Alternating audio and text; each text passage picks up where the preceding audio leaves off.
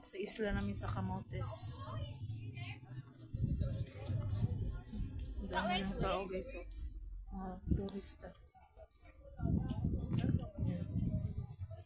Ang papamangkin ko. Ayan. Ayan sila. Ano rin sila. Selfie rin sila guys. Ayan.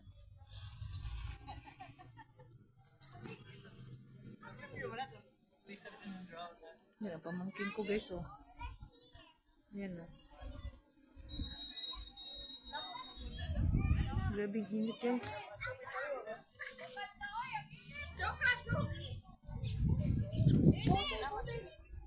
Yan guys.